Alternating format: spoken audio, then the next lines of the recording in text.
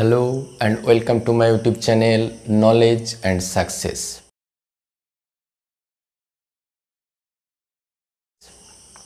বন্ধুরা আজকে দেখো হেডিং দেখেই মনে হয় আমরা বীজগণিত নিয়ে কথা বলতে চলেছি। এই ভিডিওতে আমরা জানব বীজগণিতের কিছু মৌলিক জিনিস যার জন্য বীজগণিতটা শুরু হলো। আমরা কি জানব তার একটা ছোট্ট লিস্ট করে নিই। 1 নম্বর, বীজগণিত কাকে বলে, কেন এর নাম এমন হলো,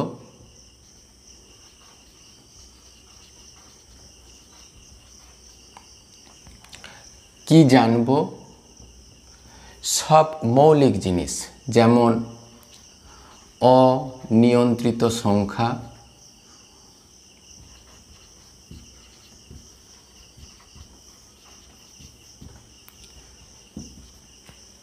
পরে জানব শুদ্ধ সংখ্যা,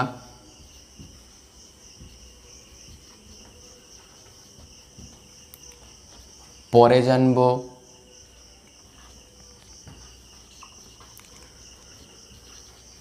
চলরাশি,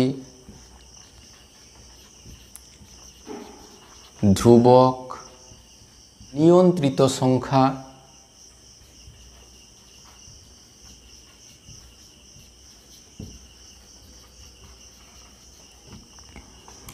অনির্দিষ্ট সংখ্যা,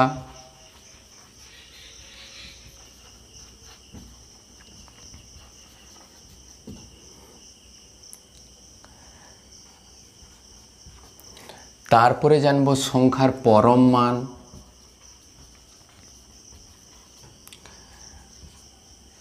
তারপরে সবথেকে গুরুত্বপূর্ণ টপিক সম্পর্কে জানব কি সদিশ পদ আর অসদিশ পদ। প্রত্যেকটা টপিক আমরা জানব উদাহরণের মাধ্যমে এবং বাস্তব চিত্রের মাধ্যমে। তাই তোমাদের কাছে আমার বিশেষ অনুরোধ, যারা এই সমস্ত টপিক যদি কেউ নিখুঁতভাবে জানতে পারো তাহলে নিশ্চিত ভবিষ্যতে যে কোনো ধরনের বীজগণিতের সমস্যা সমাধানের যে বেস তোমাদের তৈরি হবে তা ওই জটিল জটিল সমস্যার সমাধান করতে নিখুঁতভাবে তোমাদের সাহায্যে আসবে। খেয়াল করে দেখো, যদি কখনো একটা ভিত ভালোভাবে তৈরি হয় তাতে বড় বড় যত বিল্ডিং তৈরি হতে পারে, তেমনি এই সংখ্যার এই পদ্ধতিগুলো, এই নিয়মগুলো, এই সংখ্যার বিষয়গুলো যদি খুব ভালোভাবে তোমাদের জানা থাকে, বীজগণিতটা ভীষণই সোজা।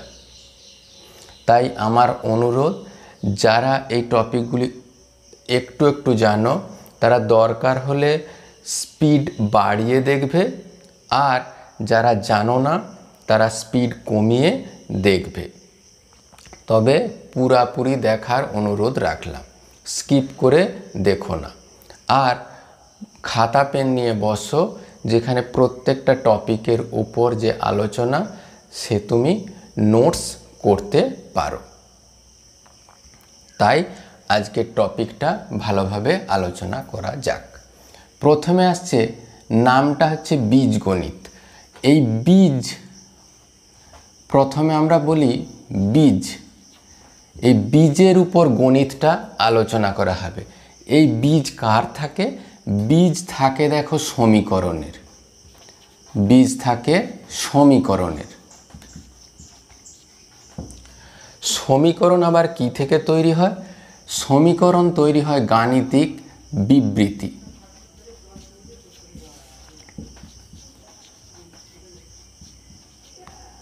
গাণিতিক বিবৃতি থেকে তৈরি হয়। গাণিতিক বিবৃতি করার জন্য কি দরকার হবে? কি দরকার হবে বলতে দরকার হবে পদ বা পদ সংখ্যা। এই পদ থেকে আরও কি দরকার হবে? কিছু চিহ্ন দরকার হবে। চিহ্ন বা প্রতীক। আর কি দরকার হবে? এই চিহ্ন প্রতীক, এই পদ তৈরি করতে গেলে আরও দুটো রাশি দরকার, একটা হচ্ছে ধ্রুবক রাশি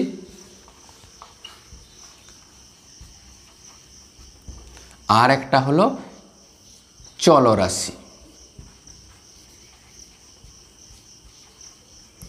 ধ্রুবক রাশি আর চলরাশি। মনে করো এই পদের আরও কিছু বিভাগ লাগবে যেটার জন্যে পদগুলোকে আলাদা করা সম্ভব হবে, তাকে বলা হচ্ছে অসদৃশ পদ, আর একটা হলো সদিশ পদ। আমরা এই জন্যই দেখো, এই জন্যই পুরো এই বীজগণিতের অংশটাকে নাম দেওয়া হয়েছে বীজগণিত। আমরা প্রথম থেকে জানব কিভাবে সংখ্যাগুলি তৈরি হয়েছে। প্রথমেই আমরা জানব এই পার্টটা, অনির্দিষ্ট সংখ্যা, ইনডেফিনাইট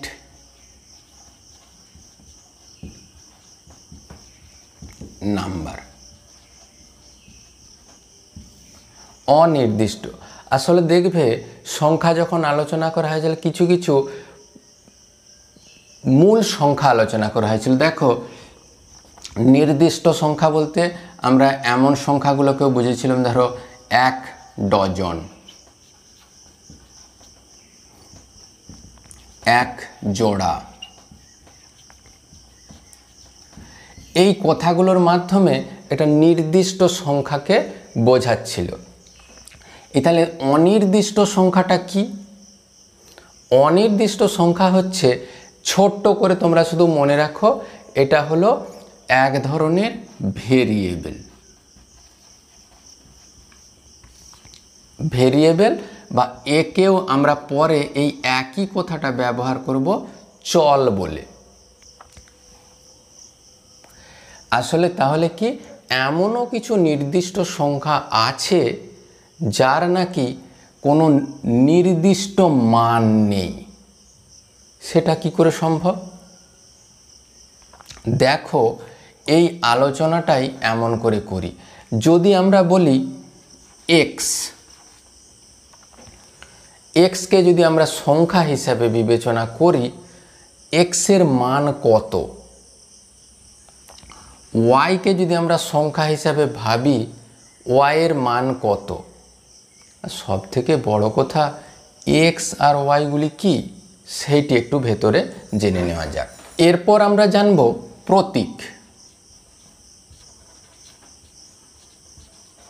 প্রতীক বা চিহ্ন কীরকম জিনিস খুব খেয়াল করে দেখো। প্রতীক বা চিহ্ন আমরা এক্স, ওয়াই, জেড, এ, বি, সি এগুলোকে একটা সংখ্যা হিসাবে বিবেচনা করব, যাকে বলা হচ্ছে অনির্দিষ্ট সংখ্যা। আরও কিছু প্রতীক তোমাদের কাজে লাগবে। কি তোমরা এটা জানো? এটা হচ্ছে অ্যাডিশন বা যোগ, বিয়োগ, গুণ, ভাগ, greater than, less than, greater than equal to, less than equal to, সমান, অসমান, এই ধরনের বহু প্রতীক নিয়ে আমরা এখানে আলোচনা করব। এই দেখো, এই অনির্দিষ্ট সংখ্যা আর প্রতীক দিয়ে কি তৈরি হয়? অনির্দিষ্ট সংখ্যা আর প্রতীক দিয়ে তৈরি হয় একটা বিবৃতি,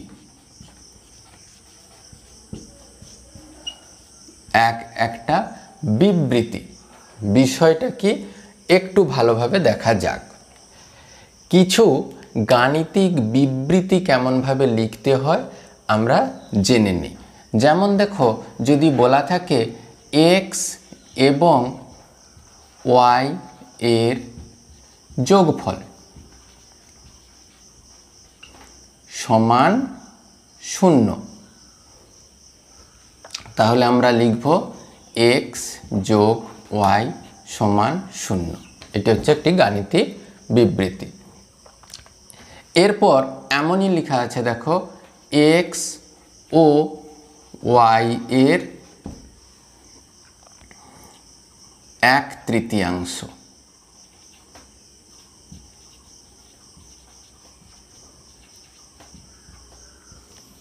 x আর y এর 1/3, x আর y এর 1/3।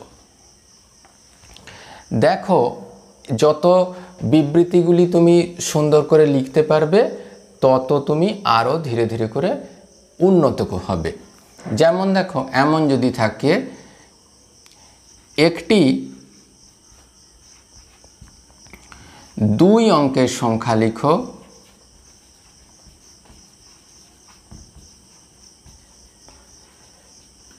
দুই অঙ্কের সংখ্যার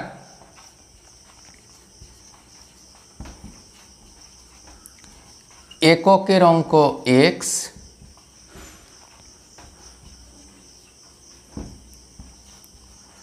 দশকের অঙ্ক y। আমাদের বলতে হবে সংখ্যাটি কত। খুব খেয়াল করে দেখো, এককের অঙ্ক বলা আছে x আর দশকের অঙ্ক y। তুমি সব কিছু সহজ করে বোঝার জন্য পাটিগণিতের ধারণা নাও। কীরকম? সংখ্যাটা যদি আছে 37, আমরা ছোট্টবেলায় কীরকম করে পড়েছি? আমরা পড়েছি এটাকে 3, 10, 7, মানে দশকের অঙ্কে। আচ্ছা, এটাকে যদি বিস্তৃত করে লিখি 3, 10 আর 7, তাহলে কি হয়েছে? এই যে দেখো দশকের অঙ্ক, দশকের অঙ্কর সাথে 10 গুণ করা হয়েছে, তার সাথে এককের অঙ্কটা যোগ করে দেওয়া হয়েছে। তাহলে এখানেও দেখো দশকের অঙ্ক কত আছে? y, তাহলে সংখ্যাটি হবে 10 গুণিত y, আর তার সাথে দেখো এককের অঙ্ক যোগ। দশকের অঙ্কের সাথে 10 গুণ, এককের অঙ্ক যোগ। এই গুণের সময় আমরা বীজগাণিতিক গুণের নিয়ম অনুসারে এটা ডট ব্যবহার করব। আর এটা যদি তোমরা একেবারে লিখতে পারো তাহলে 10y প্লাস x। এইভাবে ছোট্ট করে আমরা যে কোনো গাণিতিক বিবৃতিগুলো শিখে যাব। এরপরে আমরা ডিটেলসে ব্যাখ্যা করব এই নিয়ন্ত্রিত সংখ্যা। আমরা এরপর বলবো নিয়ন্ত্রিত সংখ্যা।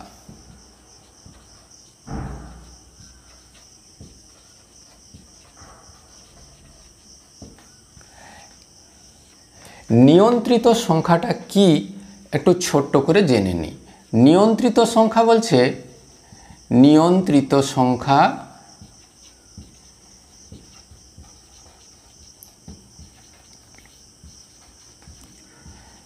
শুধু মান নয়, অভিমুখও প্রকাশ করে।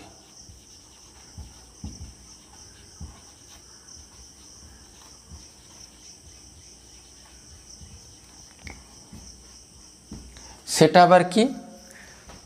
মান নয়, শুধু মান নয়, মানে মানটাও আর অভিমুখও প্রকাশ করে। বিষয়টা কি হচ্ছে দেখো, আমরা যে সংখ্যাগুলো জেনেছিলাম এর আগে 5, 7, 9, 10, এই সংখ্যাগুলো কি ছিল? একটা নির্দিষ্ট মান ছিল। এই নির্দিষ্ট মানযুক্ত সংখ্যাগুলোকে বলা হচ্ছিল শুদ্ধ সংখ্যা।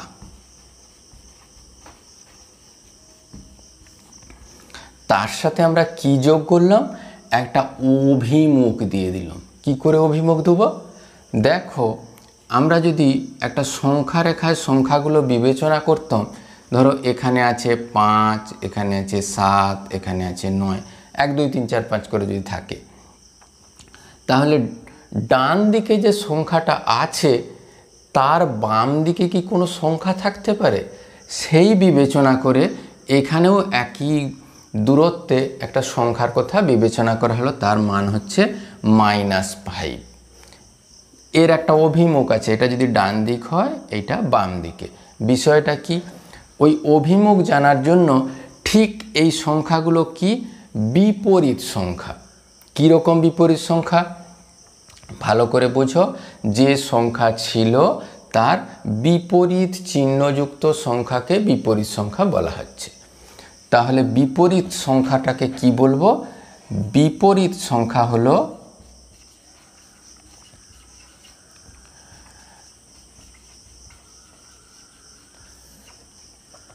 কি? নির্দিষ্ট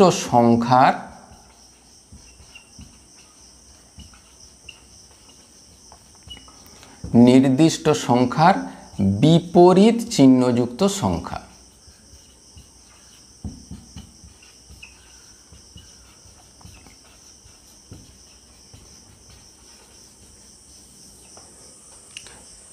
তাহলে দেখো, এই যে নির্দিষ্ট সংখ্যাটাকে ছিল, একে নিয়ন্ত্রণ করা হচ্ছে। কীরকম? যেমন দেখো, আমরা এখানে ছোট্ট করে ব্যাখ্যা করতে পারি,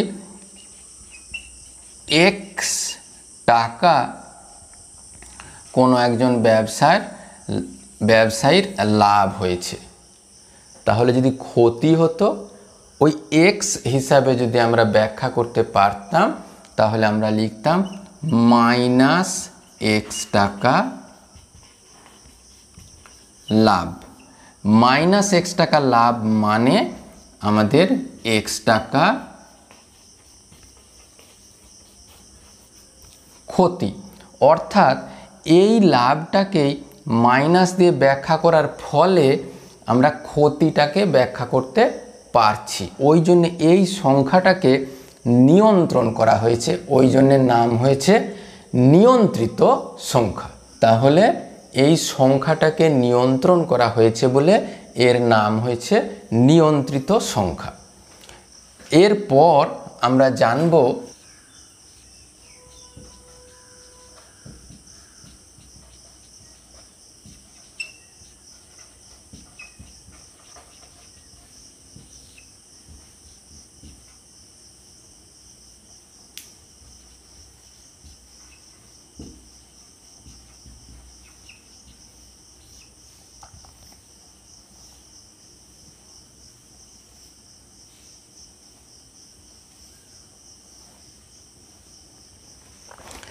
এই নিয়ন্ত্রিত সংখ্যা আর শুদ্ধ সংখ্যার মধ্যে একটা দোলনা খাঁটি দেওয়া হয়েছে। কিভাবে? দেখো, নিয়ন্ত্রিত সংখ্যার মধ্যে কিছু আছে প্লাস, কিছু আছে মাইনাস, সমস্ত সংখ্যাগুলো আছে। শুদ্ধ সংখ্যায় দেখো কিছু নেই, মানে সব পজিটিভ বিবেচনা করা হয়েছে। আর এই শুদ্ধ আর নিয়ন্ত্রিত সংখ্যার মধ্যে চিহ্ন বাদে যে মান আছে তাকে বলা হয় চিহ্ন ব্যতিরিকে মান। চিহ্ন বাদে মান। চিহ্ন বাদে মানকে আমরা বলা হবে পরম মান। পরম মান বা অ্যাবসোলিউট ভ্যালু।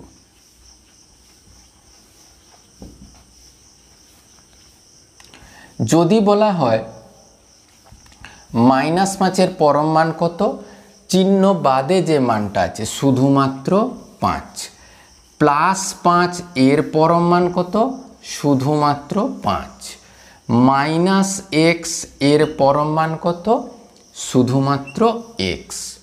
তাহলে এই চিহ্ন বাদে যে মানটা আছে তাকে বলা হচ্ছে পরম মান। আমরা অনেকগুলো কথা এবারে জেনে নিয়েছি, নিয়ন্ত্রিত সংখ্যা, শুদ্ধ সংখ্যা, এইগুলো সব জেনে নিয়েছি। এরপর যেটা আলোচনা করা হবে সেটা হচ্ছে সবথেকে গুরুত্বপূর্ণ,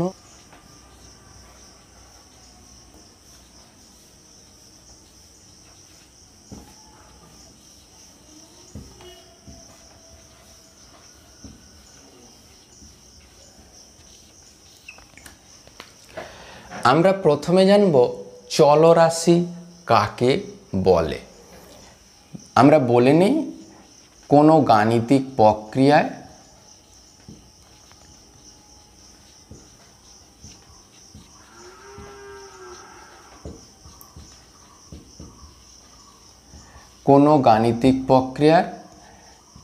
যে মান পরিবর্তিত হয়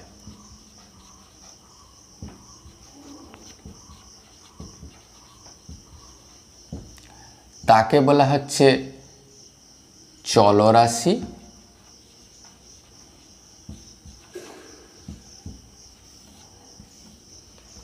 আর যে মান অপরিবর্তিত থাকে মানে পরিবর্তন হয় না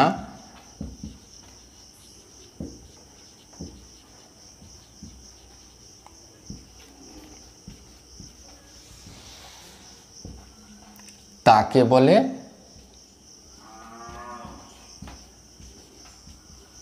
ধ্রুবক বা স্থির মান। আমরা একে বলি কনস্ট্যান্ট। এটি কিন্তু খুব ভালোভাবে জানা দরকার। এই চলরাশি আর ধ্রুবক এই মান ভালোভাবে জানলে, এই ধারণা ভালোভাবে জানলে বীজগণিতের ধারণাগুলি আরও বেশি শক্ত সমর্থ হবে। এবার দেখো একটা উদাহরণ দেই। একটি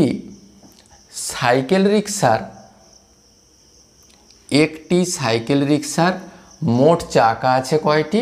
3টি। আচ্ছা, 2টি সাইকেল রিক্সায় কয়টি চাকা আছে? তোমরা বলবে 6টি।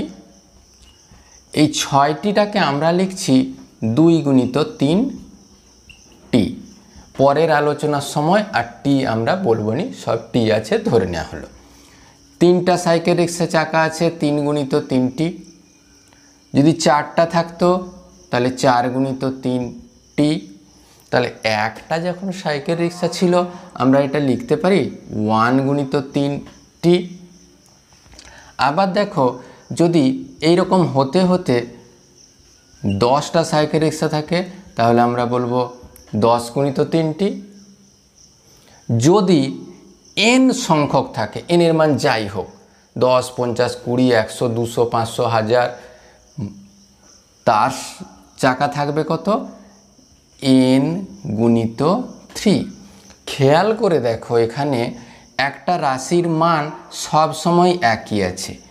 এই মানটা দেখো সব সময় 3 আছে। কি এই মানটা? এমন একটা গাণিতিক বিবৃতি করছি যেখানে একটা নির্দিষ্ট মান সব সময় স্থির আছে। এই স্থির আছে মানে এক্ষেত্রে একটা সাইকেল রিক্সার চাকা। আবার দেখো, এইটিকেই বলা হচ্ছে, যেটি সব সময় স্থির আছে তাকে বলা হচ্ছে ধ্রুবক রাশি। আবার এক্ষেত্রে দেখো, এই রাশির মানটা সব সময় পরিবর্তিত হয়েছে, মানে সাইকেল রিক্সার সংখ্যাটা সব সময় পরিবর্তিত হয়েছে। 1 কখনো ছিল, 2 ছিল, 3 ছিল, 10 ছিল, n ছিল, যাই থাক, এই মানটিকে বলা হবে আমাদের চলরাশি, যার মানটা সব সময় পরিবর্তিত হয়েছে। একে বলা হবে চলরাশি। এবার দেখো, এই চলরাশিগুলিকে সাধারণত এক্স, ওয়াই, জেড, এ, বি, সি ইত্যাদি আকারে লেখা হয়। পি, কিউ, আর এই সমস্ত অ্যালফাবেট অনুসারে লেখা হয়। আর এই ধ্রুবক পদগুলিকেও এই অ্যালফাবেট আকারে লেখা সম্ভব। ধরো এই ধ্রুবক পদের মান এ, তখন তোমাকে বুঝে নিতে হবে এর মান একটা নির্দিষ্ট সংখ্যা। সে এখানের অনুসারে 3 হতে পারে, অন্য অনুসারে অন্য কিছুও হতে পারে। যেমন দেখো, উদাহরণ দেই, তোমার বয়স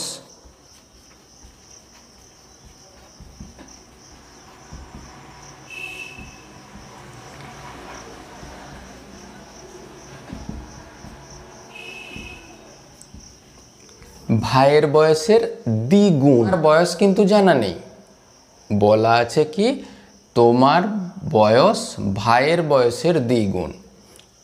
ভালো করে বোঝো, যদি ভাইয়ের বয়স জানা থাকতো তাকে আমরা 2 দিয়ে গুণ করে তোমার বয়স পেতাম। যেহেতু এখানে আননোন বা অজানা রাশি হচ্ছে ভাইয়ের বয়স, তাই এই অজানা রাশিগুলোকে আমরা বীজগণিতে চলরাশি হিসাবে ধরে নেব।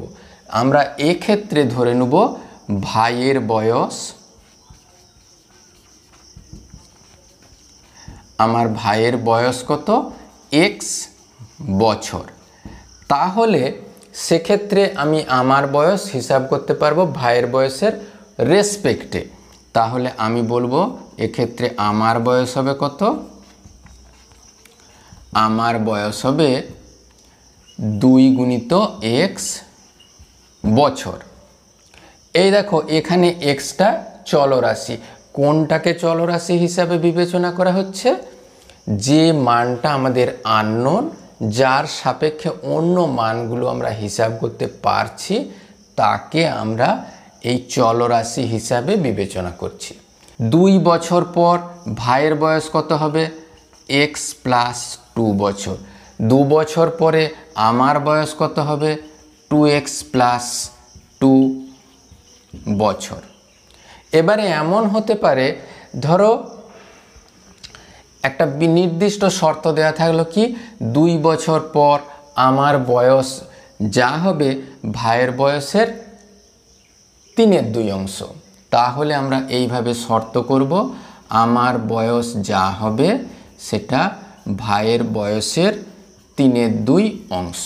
এইভাবে আমরা হিসাব করতে পারি, নির্দিষ্ট সংখ্যাগুলো হিসাব করতে পারি। তবে এইটা শুধুমাত্র সমীকরণ গঠন করার জন্য ব্যবহার করা হয়। একইভাবে চলরাশি আর ধ্রুবক নিয়ে আরেকটু একটা ছোট্ট উদাহরণ দেখো। বলছে 3টি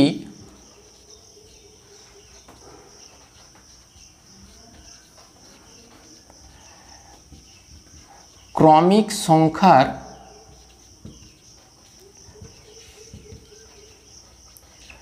যোগফল 33।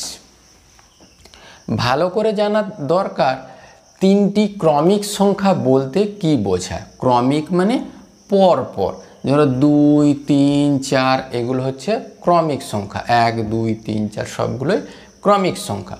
ক্রমিক সংখ্যার শর্ত কি দেখো, প্রত্যেকটার সাথে 1 যোগ করে পরবর্তী সংখ্যাটা তৈরি হয়েছে। 1, 2, 3, 4 গুলোই ক্রমিক এমন নয়, সেটা হতে পারে 15, 16, 17 সব দেখো এই 1 যোগ করে হয়েছে। এবারে কোন ক্রমিক সংখ্যাগুলোর যোগফল 33 সেটা তো আমার জানা নেই। তাহলে এই অজানা রাশিটাকে আমরা এক্স হিসাবে বিবেচনা করে নিলাম। কি, আমরা ধরে নিলাম একটি ক্রমিক সংখ্যা এক্স।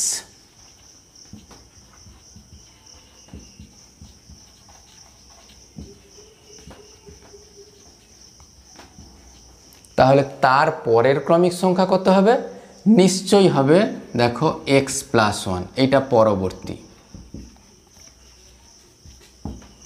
তারপরের কত হবে, আবার দেখো যেটা ছিল আরও 1 যোগ হচ্ছে, এই দেখো 15, 16, 17 যদি থাকতো 1 যোগ হয়েছে, এইটার সাথে 1 যোগ হয়েছে। এটা যদি এক্স হতো 1 যোগ হয়ে এক্স প্লাস 1, তার সাথে আবার 1 যোগ হয়ে এক্স প্লাস 2।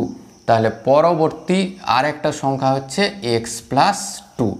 তাদের কি করে শর্ত করতে বলেছে, 3টি ক্রমিক সংখ্যার যোগফল 33। তাহলে x, x plus 1, x plus 2 সবে মিলে হয়েছে 33। এইভাবে আমরা শর্ত সাপেক্ষে সমীকরণ তৈরি করতে পারি। একইভাবে আমরা চলরাশি আর ধ্রুবক যোগে আরও কিছু শর্ত জেনে নিই।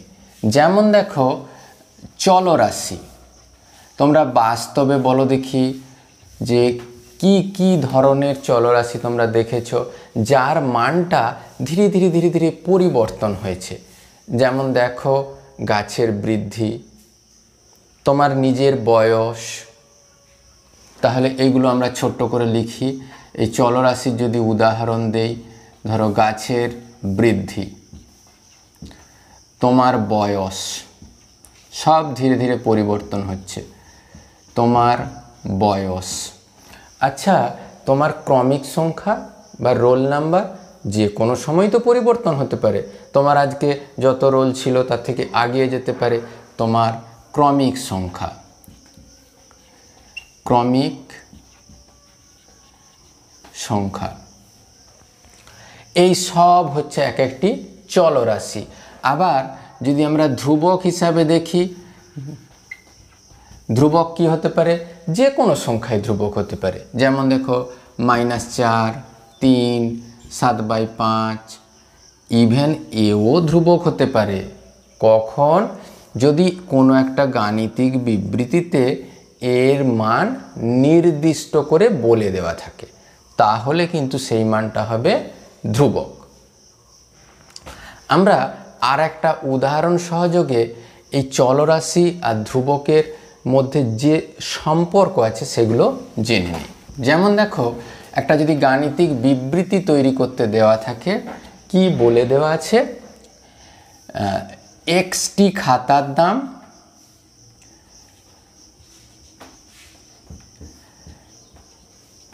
আচ্ছা মনে করা হলো একটি খাতার দাম x টাকা। তোমাকে হিসাব করতে হবে ওয়াইটি খাতার দাম কত।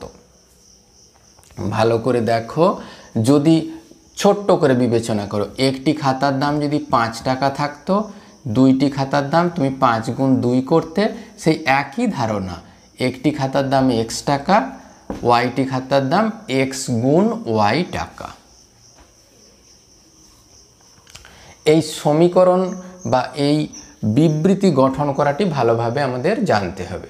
যেমন ওই একই কথায় একটি খাতার দাম x টাকা, বলো তো জেড টাকায় কয়টি খাতা পাওয়া যাবে?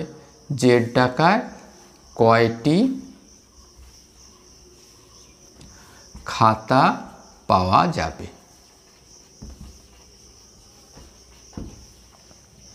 খেয়াল করে দেখো, তাহলে একেবারে ছোট্ট করে ইউনিটারি মেথড বা আমরা ঐকিক নিয়ম দেখে নেব।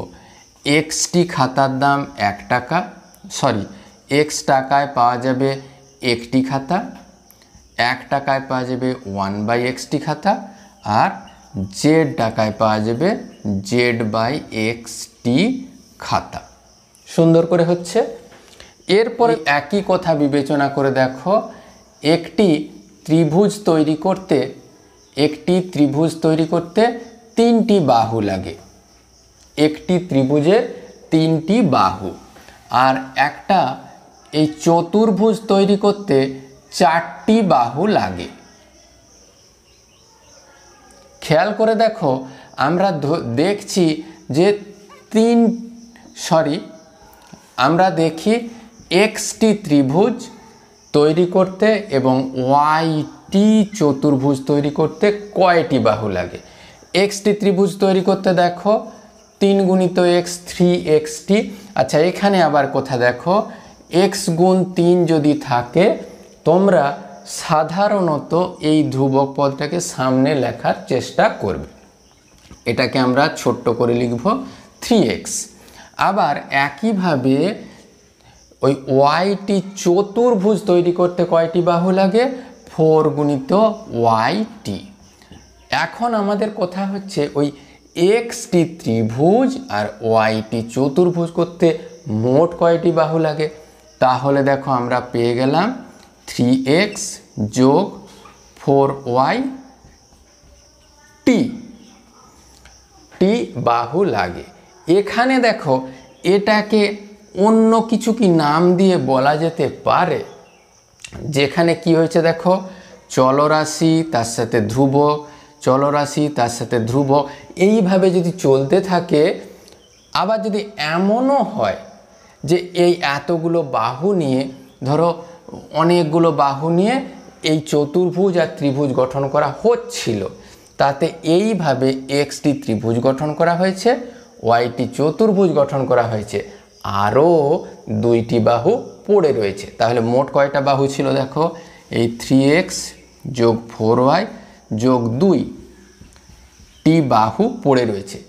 এটাকে আমরা কি বলবো? এই 3x প্লাস 4y প্লাস 2, এটাকে আমরা কি বলবো? এটাকে আমরা বলবো সংখ্যামালা।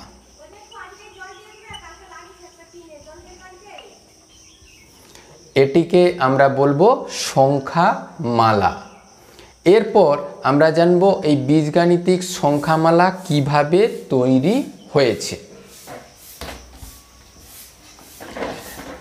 এই ছোট্ট কথাটি মনে রাখতে হবে কি ধ্রুবক এবং চলরাশির ধ্রুবক এবং চলরাশির যোগ বিয়োগ গুণ ও ভাগের মাধ্যমে বীজগাণিতিক সংখ্যামালা তৈরি হয়েছে। বীজগাণিতিক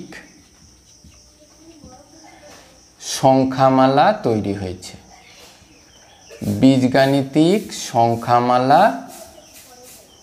তৈরি হয়েছে।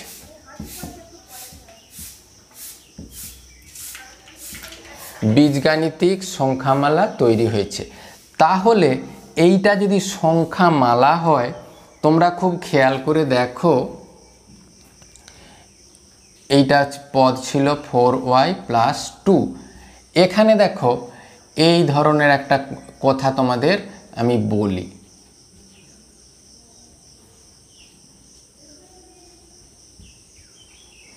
এইটা যদি মালা হয়, এখানে প্রত্যেকটাকে বলা হবে এক একটা ফুল। তাহলে এইটা যদি বীজগাণিতিক সংখ্যামালা হয়, তাহলে এই এক একটাকে বলা হবে এক একটা পদ। এই পদগুলো কি কি দিয়ে তৈরি হয়েছে? শুধুমাত্র দেখো এই পদ তৈরি হয়েছে দুটো রাশি দিয়ে। কি? একটা হচ্ছে চলরাশি আর একটা কি ধ্রুবক রাশি।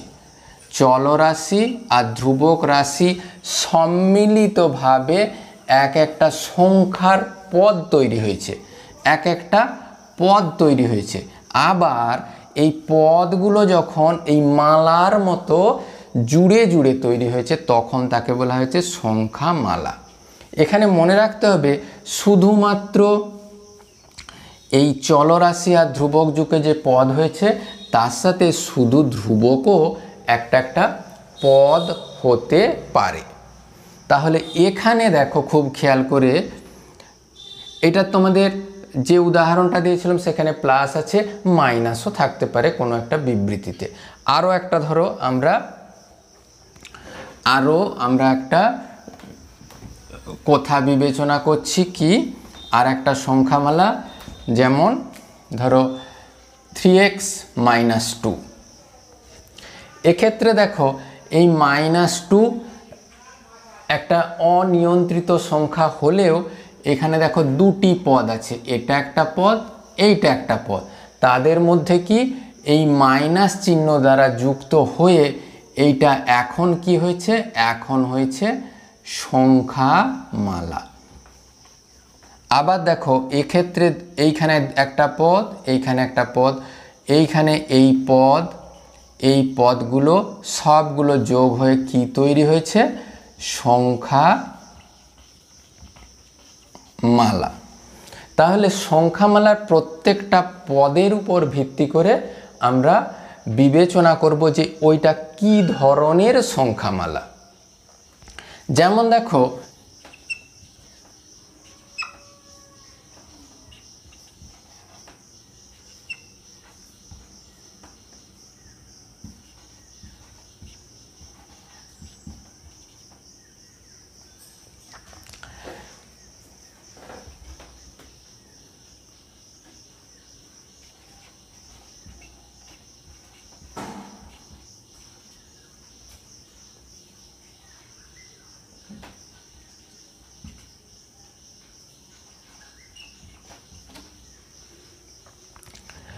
এক্ষেত্রে খুব খেয়াল করে দেখো, আমরা বিভিন্ন ধরনের সংখ্যামালা লেখার চেষ্টা করেছি। এখানে দেখো শুধুমাত্র একটি পদ দিয়ে সংখ্যামালা তৈরি হয়েছে বলে একে আমরা বলি একপদী সংখ্যামালা। একটা পদ আছে বলে এর নাম হলো একপদী সংখ্যামালা। এখানে দেখো দুইটি পদ আছে বলে আমরা বলে দিলাম দ্বিপদী সংখ্যামালা। আবার দেখো এখানে কয়টি পদ আছে? একটি পদ, দুইটি পদ, তিনটি পদ, একে বলা হচ্ছে ত্রিপদী সংখ্যামালা। আবার দেখো এখানে অনেক পদ আছে, 4টা পদ আছে বলে চতুর্পদীও বলতে পারে, কিন্তু আমরা এখানে বলবো এটা হচ্ছে বহুপদী সংখ্যামালা। বহুপদী সংখ্যামালা। মনে রাখতে হবে বহুপদী মানে অনেক অনেক পদ আছে এমন কথা নয়। এখানে দেখতে হবে একাধিক পদ দিয়ে তৈরি যে সংখ্যামালা তাকেই বলা হয় বহুপদী সংখ্যামালা। এখানে এগুলোও বহুপদী সংখ্যামালা হিসাবে বিবেচনা করব। এরপরে আরও কথা খুব খেয়াল করে দেখো, আজকে শুধুমাত্র এক্স ওয়াই এইরকম পদ আছে। খেয়াল করে দেখো দেখি, একটি বর্গক্ষেত্রের এক একটা বাহুর দৈর্ঘ্য এক্স একক করে, এই রকম এক একটা বাহুর দৈর্ঘ্য এক্স একক, তার ক্ষেত্রফল কত হবে? ক্ষেত্রফল হবে এক্স গুণিত এক্স। এক্ষেত্রে আরও একটা কথা ভালো করে বুঝে নাও, এই এক্স কথাটি আছে মানে তোমাকে মনে রাখতে হবে এক্স, তার ঘাতে আছে 1, তার সহগ আছে 1, আর তার নিচেও আছে 1। এখানে দেখো যদি এক্স একক বাহু বিশিষ্ট বর্গক্ষেত্র হয়ে থাকে তার আমরা ক্ষেত্রফল জানি বাহু গুণিত বাহু সমান এক্স স্কোয়ার। এটা দুটো গুণ থাকলে স্কোয়ার আকারে লেখা হয় ঘাতে, অর্থাৎ একটি বর্গক্ষেত্রের ক্ষেত্রফল এক্স স্কোয়ার বর্গ একক। এরপরে আমাদের ভেবে নিতে হবে, যদি মনে করি এই ধরনের বর্গক্ষেত্র আছে 4টি, তাহলে তার মোট ক্ষেত্রফল হবে 4x স্কোয়ার বর্গ একক। এক্ষেত্রে মনে করো এই এক্স স্কোয়ারটাকেই এখন আমরা চলরাশি হিসাবে বিবেচনা করব, আর এটা 4 যেটা গুণ আছে সেটা ধ্রুবক। আবার দেখো যদি এমন হয় এই ধরনের কোনো একটা আয়তক্ষেত্র যার দৈর্ঘ্য এক্স প্রস্থ ওয়াই, আবার তার ক্ষেত্রফল তোমরা নিশ্চয়ই জানো হবে এক্স ওয়াই বর্গ একক। এই ধরনের বর্গক্ষেত্র যদি 10টি থাকে তাহলে হবে 10xy বর্গ একক। এক্ষেত্রে এক্স ওয়াইটাকে আমরা চলরাশি হিসাবে বিবেচনা করব, আর 10টাকে আমরা বিবেচনা করব ধ্রুবক হিসাবে, পরে এর আরও নাম হবে। আর পুরা সম্পূর্ণ 4x স্কোয়ারটাকে বা 10xyটাকে অর্থাৎ 4x স্কোয়ার বা 10xy এটিকে একটি একটি পদ হিসাবে বিবেচনা করব। এই পদের আবার 2টি অংশ।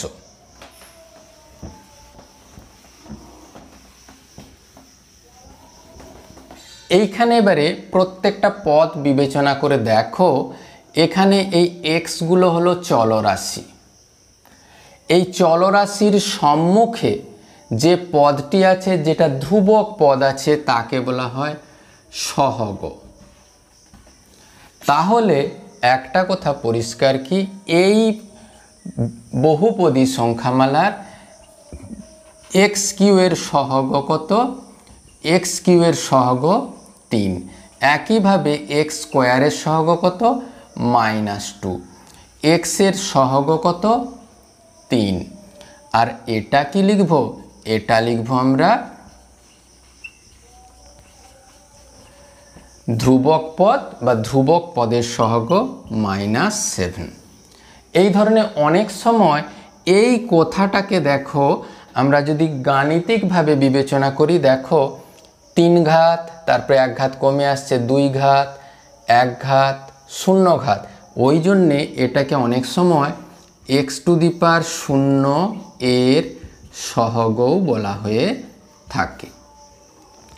তাহলে কোনো একটা পদের এই রাশির অনেকগুলো অংশ জানলাম, এই ধরো 3x3, এই রাশির অনেকগুলো অংশ জানলাম। কি অংশ? এটাকে বলা হচ্ছে ঘাত, এটাকে বলা হচ্ছে চলরাশি, এইটাকে বলা হচ্ছে সহগ। মনে করে রাখো সহগ কিন্তু শুধুমাত্র ধ্রুবক পদটা নাও হতে পারে। কেমন?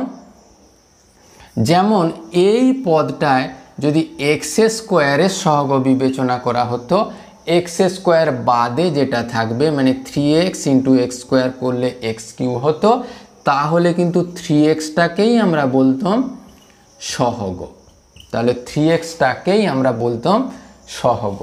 তাহলে এক্ষেত্রে আমরা পড়লাম কি, একপদী সংখ্যামালা, পদের উপর বিবেচনা করে সংখ্যামালার বিভাগ পড়লাম, সেখানে প্রত্যেকটা পদের সহগ বিবেচনা করলাম।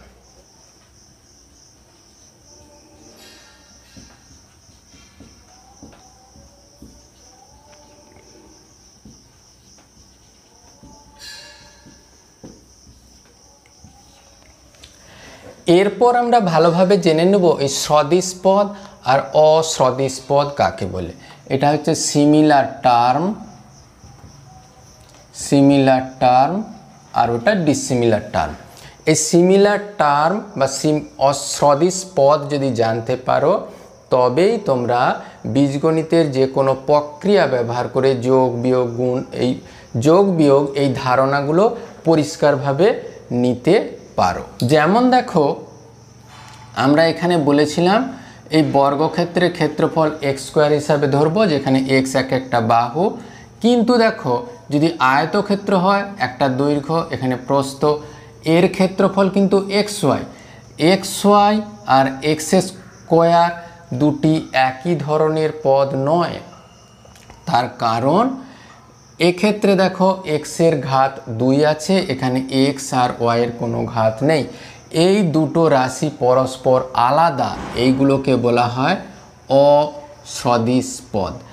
সাধারণত মনে রাখবে, চলরাশিগুলো যদি একই হয় তখন তাকে বলা হচ্ছে সদিশ পদ। যেমন যদি এমন একটা উদাহরণ দেওয়া যায় 3x + 4y - 3z, আবার দেখো 3x - 7y - 2z। খেয়াল করে দেখো, এই 3x আর এই 3x হচ্ছে সদিশ পদ, এই 4y এই -7z এইগুলো হচ্ছে সদিশ পদ, এখানে দেখো 3z - 2z এইগুলো হচ্ছে সদিশ পদ। কেন? এর চলরাশিগুলো একই আছে, এর চলরাশি একই, এর চলরাশি একই, এর চলরাশি একই। আর এইখানে দেখো, আমরা যদি এইটা বিবেচনা করি,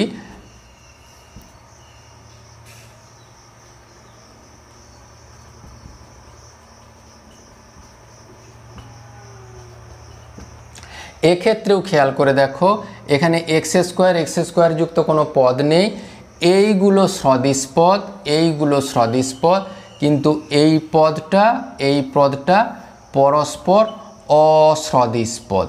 কেন অসদিশ পদ? কারণ এখানে আমাদের চলরাশিগুলো কখনো একই নেই। আমি একটা ছোট্ট উদাহরণ দেই, সেখানে হয়তো আরও ভালোভাবে এই অসদিশ পদগুলি পরিষ্কারভাবে বোঝা যাবে।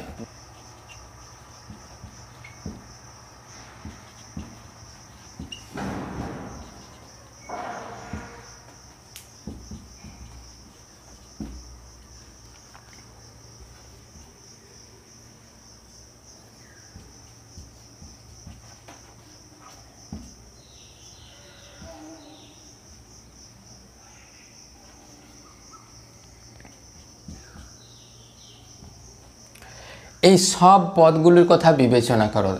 এখানে দেখো এক্স স্কোয়ার ওয়াই যুক্ত পদ এখানে আছে, তাই এই দুটো হলো সদিশ পদ। আবার খেয়াল করে দেখো, এই যে এক্স ওয়াই স্কোয়ার,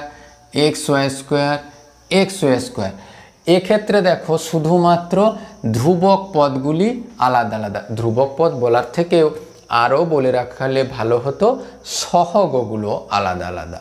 তাহলে এই পদগুলোকে বলা হবে পরস্পর সদিশ পদ। এরপরে আর এই পদটা অন্য সমস্ত পদের সাথে অসদিশ, কিন্তু এইটার সাথে এইটা, সেটাও অসদিশ পদ। কেন? এখানে চলরাশিগুলো আলাদা। এটার সাথে এটা, সেটাও অসদিশ পদ। কেন? চলরাশিগুলো আলাদা আলাদা। এই সদিশ পদ নিয়ে আমরা করবোটা কি? এই সদিশ পদের উপর ভিত্তি করেই আমরা পরবর্তীতে যোগ বিয়োগ শিখব। তার একটু ছোট্ট ক্লু দিয়ে দিই। যেমন দেখো, যদি 3x + 2y - 7 তার সাথে ধরো -5x + 2y - 6 এটা যোগ করি, সদিশ পদগুলোকে আমরা কাছাকাছি লিখে দেবো। দেখো -5x + 2y - 6, এই সদিশ পদের যোগের সময় ছোট্ট করে বলে রাখি, এই সদিশ পদ যা আছে সেটা লিখে দিলাম। কেবলমাত্র এই নিয়ন্ত্রিত সংখ্যার যোগ বিয়োগ করব জমা আর খরচের উপর ভিত্তি করে। 3 টাকা জমা, 2 টাকা খরচ। 3 টাকা তোমার কাছে ছিল, 5 টাকা খরচ হয়ে গেছে, 2 টাকা বেশি করে খরচ হয়ে গেছে, -2। আবার খেয়াল করে দেখো, এই ওয়াই রয়ে গেল, 2 আর 2 যোগ করে হলো 4। তোমার 7 টাকা খরচ ছিল, আরও 6 টাকা খরচ, মোট 13 টাকা তোমার খরচ হয়ে গেছে। এইভাবে সদিশ পদ আর অসদিশ পদ পাশাপাশি করে সদিশ পদগুলিকে একই ধারায় এনে আমরা যোগ বিয়োগ করতে পারি। এইভাবে তোমরা যদি সঠিকভাবে বীজগণিতের এই ছোট্ট প্রক্রিয়াগুলি মনে রাখতে পারো, ভবিষ্যতে বীজগণিত সম্পর্কে তোমাদের ধারণা নিশ্চিতভাবে কংক্রিট হবে এবং ভবিষ্যতে যে কোনো ধরনের সমস্যার সমাধান করতে পারবে। এর পরবর্তীতে এর যোগ বিয়োগ গুণ ভাগ এই মৌলিক প্রক্রিয়াগুলি, তাছাড়াও যে কোনো ধরনের গাণিতিক সূত্রাবলী এবং তার ব্যাখ্যা আমি আমার চ্যানেলে অলরেডি দিয়ে রেখেছি। তোমরা সেখান থেকে সঠিকভাবে দেখে আত্মস্থ করতে পারো। তোমাদের এই ভিডিও কেমন লাগলো অবশ্যই কমেন্ট বক্সে জানাবে। আর কি ধরনের সাহায্য চাই, আর কি ধরনের ভিডিও বানিয়ে দিলে তোমাদের সুবিধা হবে, সেটাও কমেন্ট বক্সে লিখে জানাও। Thank you for watching this video. Thank you.